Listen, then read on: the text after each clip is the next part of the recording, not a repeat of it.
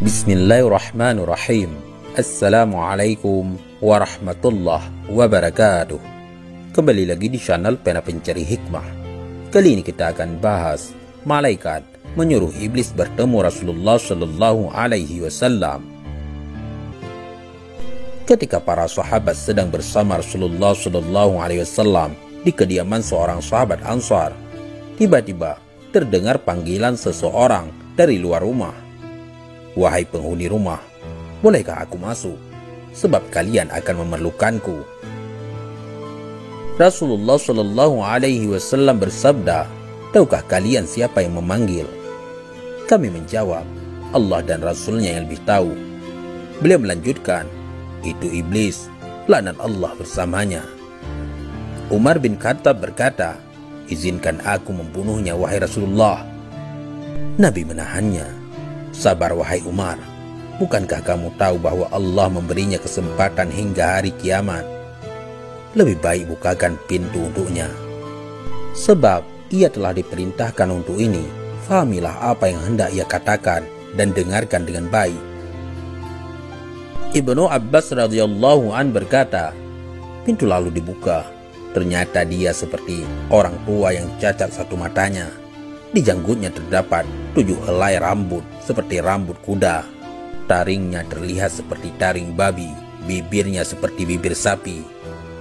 Iblis berkata, "Salam untukmu Muhammad, salam untukmu para hadirin."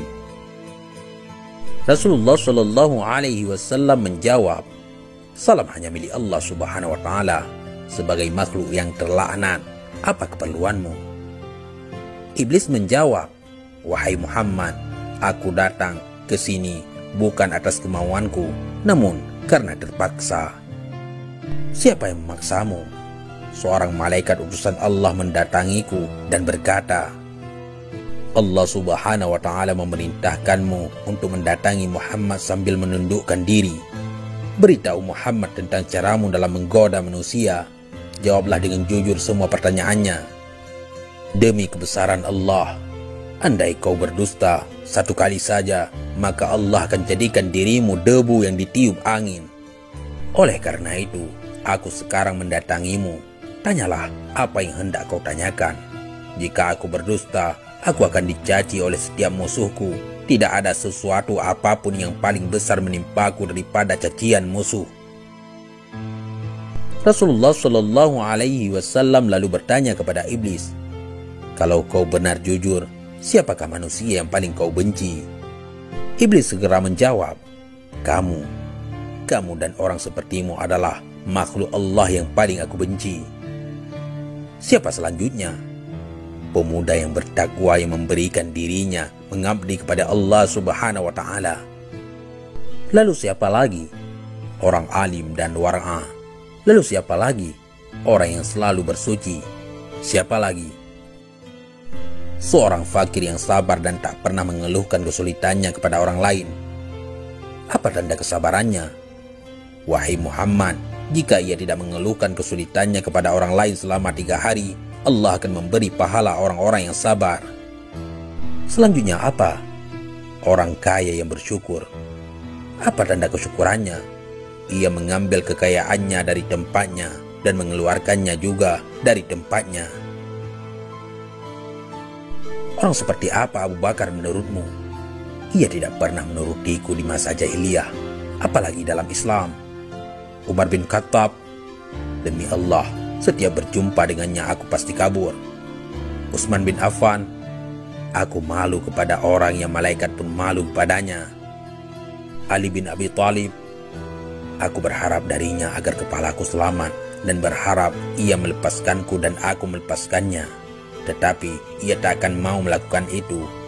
Ali bin Abi Thalib selalu berzikir terhadap Allah Subhanahu wa Ta'ala.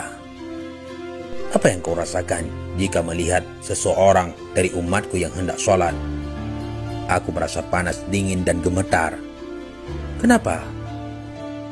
"Sebab setiap seorang hamba bersujud 1 kali kepada Allah, Allah mengangkatnya 1 derajat.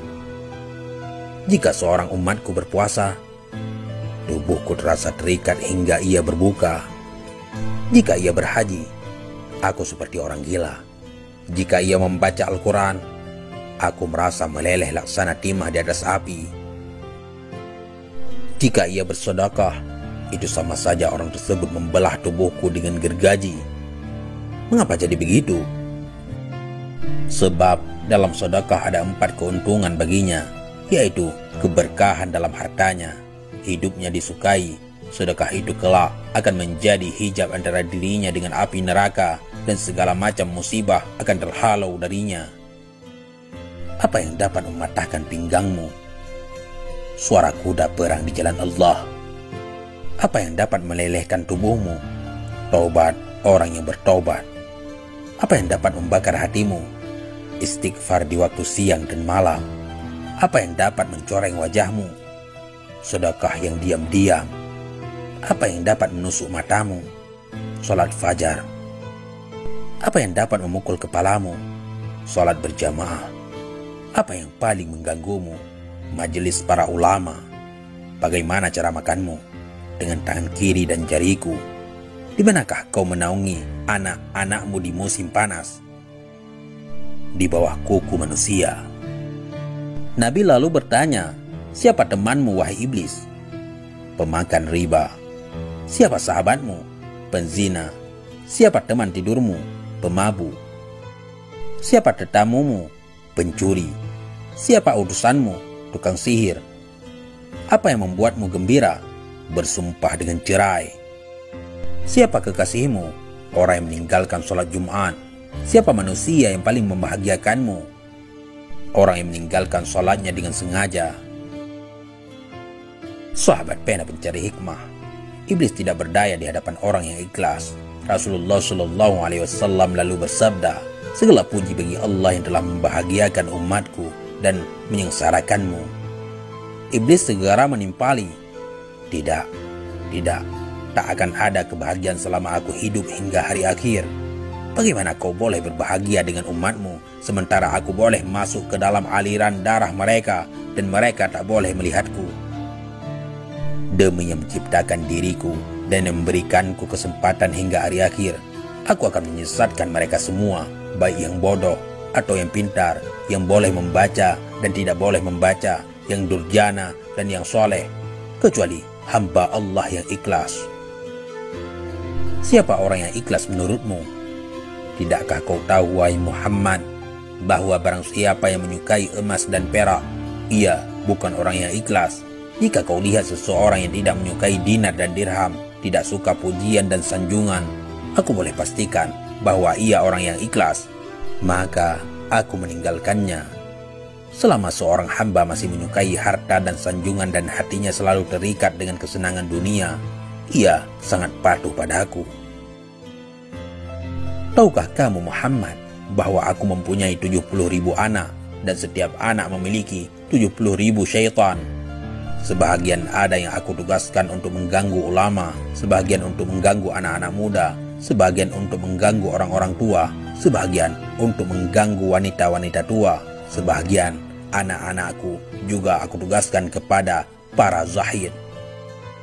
Aku punya anak yang suka mengencingi telinga manusia sehingga ia tidur pada sholat berjamaah. Tanpanya manusia tidak akan mengantuk pada waktu sholat berjamaah. Aku punya anak yang suka menaburkan sesuatu di mata orang yang sedang mendengarkan ceramah ulama hingga mereka tertidur dan pahalanya terhapus. Aku punya anak yang senang berada di lidah manusia. Jika seseorang melakukan kebajikan lalu ia kabarkan kepada manusia, maka 99% pahalanya akan terhapus. Pada setiap seorang wanita yang berjalan, anakku dan syaitan duduk di pinggul dan pahanya, lalu menghiasinya agar setiap orang memandanginya. Syaitan juga berkata, keluarkan tanganmu. Lalu ia mengeluarkan tangannya, lalu syaitan pun menghiasi kukunya. Mereka anak-anakku selalu menyusup dan berubah dari satu tempat ke tempat lainnya, dari satu pintu ke pintu yang lainnya untuk menggoda manusia hingga mereka terhempas dari keikhlasan mereka. Akhirnya mereka menyembah Allah tanpa ikhlas, namun mereka tidak merasa. Tahukah kamu Muhammad bahwa ada rahib yang telah beribadat kepada Allah selama 70 tahun. Setiap orang sakit yang didoakan olehnya sembuh seketika. Aku terus menggodanya hingga ia berzina, membunuh, dan kufur. Tahukah kau Muhammad, dusta berasal dari diriku. Akulah makhluk yang pertama berdusta. Pendusta adalah sahabatku. Barang siapa bersumpah dengan berdusta, ia kekasihku. Tahukah kau Muhammad, aku bersumpah kepada Adam dan Hawa dengan nama Allah bahwa aku benar-benar menasihatinya. Sumpah dusta adalah kegemaranku. Ghibah dan namimah atau adu domba adalah kesenanganku. Kesaksian palsu kegembiraanku. Orang yang bersumpah untuk menceraikan istrinya, ia berada di pinggir dosa, walau hanya sekali dan walaupun ia benar. Sebab barang siapa yang membiasakan dengan kata-kata cerai, istrinya menjadi haram baginya. Kemudian ia akan beranak cucu hingga hari kiamat. Jadi semua anak-anak zina, dan ia masuk neraka hanya karena satu kalimat, yaitu cerai. Wahai Muhammad, umatmu ada yang suka lalai semasa sholat. Setiap ia hendak berdiri untuk sholat, aku bisikkan padanya waktu masih lama. Kamu masih sibuk. Lalu ia menundanya hingga ia melaksanakan sholat di luar waktu. Maka sholat itu dipukulkannya ke mukanya. Jika ia berhasil mengalahkanku, aku biarkan ia sholat. Namun aku bisikkan ke telinganya, lihat kiri dan kananmu. Dia pun menoleh. Pada masa itu aku usap dengan tanganku dan kucium keningnya serta aku katakan, sholatmu tidak sah. Bukankah kamu tahu Muhammad, orang yang banyak menoleh dalam sholatnya akan dipukul? Jika ia sholat sendirian, aku suruh ia bergegas. Ia pun sholat seperti ayam yang mematuk beras. Jika ia berhasil mengalahkanku dan ia sholat berjamaah, aku ikat lehernya dengan tali hingga ia mengangkat kepalanya sebelum imam atau meletakkannya sebelum imam. Kamu tahu bahwa melakukan itu batal sholatnya dan wajahnya akan dirubah menjadi wajah keledai. Jika ia berhasil mengalahkanku, aku tiup hidungnya hingga ia menguap dalam sholat. Jika ia tidak menutup mulutnya ketika menguap, syaitan akan masuk ke dalam dirinya dan membuatnya menjadi bertambah serakah dan gila dunia. Dan dia pun semakin taat kepadaku. Kebahagiaan apa untukmu? Sedang aku memerintahkan orang miskin agar meninggalkan sholat. Aku katakan padanya, kamu tidak wajib sholat. Sholat hanya wajib untuk orang yang berkemampuan dan sehat. Orang sakit dan miskin tidak. Jika kehidupanmu telah berubah, baru kau sholat. Ia pun mati dalam kekafiran. Jika ia mati sambil meninggalkan sholat, maka Allah akan menemuinya dalam kemurkaan. Wahai Muhammad, jika aku berdusta, Allah akan menjadikanku debu. Wahai Muhammad, apakah kau akan bergembira dengan umatmu, padahal aku mengeluarkan 1/6 mereka dari Islam? Berapa yang kau pinta dari Tuhanmu? 10 macam.